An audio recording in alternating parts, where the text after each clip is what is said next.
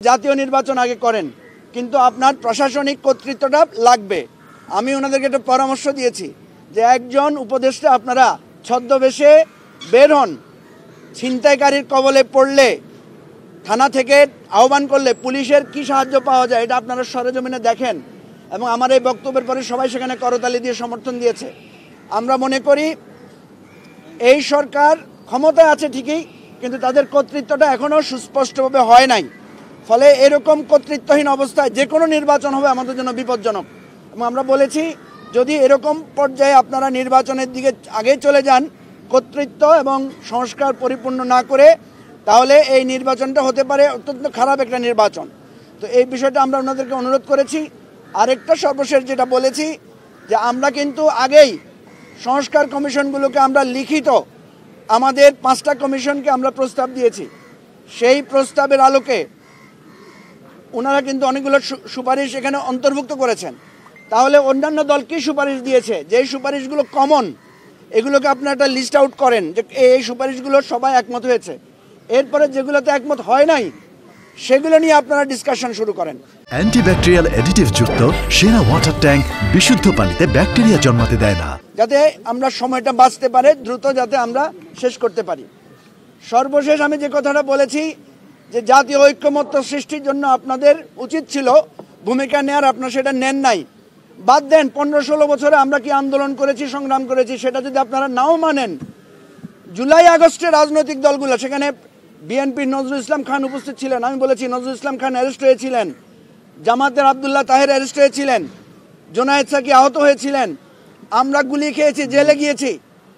কই কোনো একটা আলোচনায়, কোনো একটা ছবিতে এই রাজনৈতিক নেতারা যারা জেলে গিয়েছিলেন এই জুলাই আগস্টে, যারা গুলি খেয়েছিলেন, যারা নির্যাতনের শিকার হয়েছিলেন, হসপিটালে ভর্তি ছিলেন, তাদের কোনো একটা আলোচনা, কোনো একটা ছবি আপনাদের কোনো কার্যক্রমে এটা ঠাঁই পায় না। তাহলে আপনারা কিভাবে জাতীয় ঐক্যমত, সকল রাজনৈতিক দলের সহযোগিতা আপনারা কিভাবে চান? এই কথা বলার পরও সকল রাজনৈতিক দলেরা এটাকে করতালি দিয়েছেন, সমর্থন দিয়েছেন।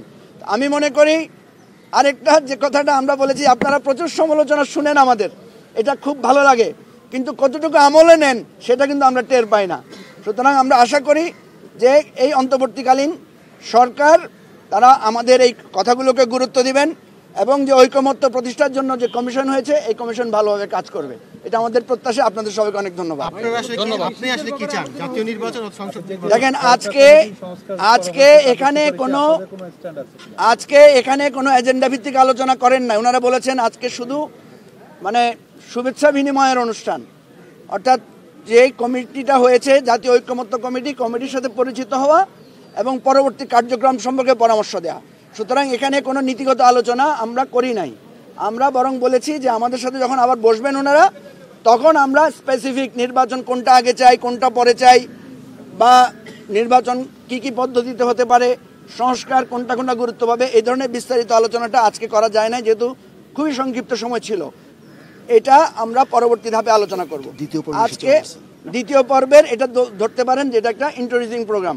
এখানে আলী রিয়াজ সাহেব বক্তব্য রেখেছেন, তারপরে আমাদের চিফ অ্যাডভাইজার বক্তব্য রেখেছেন এবং ওনারা আশ্বাস দিয়েছেন আমাদের কাছে, সবার কাছে হার্ড কপি লিখিতভাবে ওনাদের সুপারিশগুলো ওনারা পাঠাবেন। পাঠানোর পরে আমরা একটা ফিডব্যাক দিব এবং দেন ওনারা একটা সুন্দরভাবে গুছিয়ে এই আলোচনাগুলো করবেন এবং আশা করা যাচ্ছে 2 মাসের মধ্যে আমাদের মৌলিক সংস্কার কোনটাতে কোনটাতে আমরা একমত হয়েছি এটা নির্ধারিত হবে এবং এরপরে যেগুলোর ব্যাপারে আমাদের দ্বিমত আছে সেগুলোকে কীভাবে ঐক্যমত্যে পৌঁছানো যায় সেটার জন্য ওনারা পদক্ষেপ নেবেন। ধন্যবাদ। ভালো থাকেন সবাইকে। ভিতরে ভালো খাওয়া দাওয়া ছিল, আপনারা মিস করছেন। এবার আরেকবার চলি তাহলে।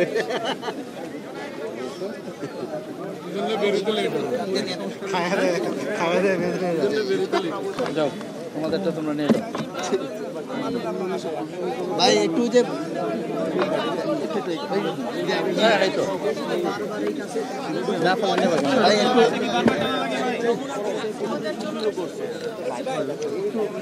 নিয়ে নিব, পায়ের নিচে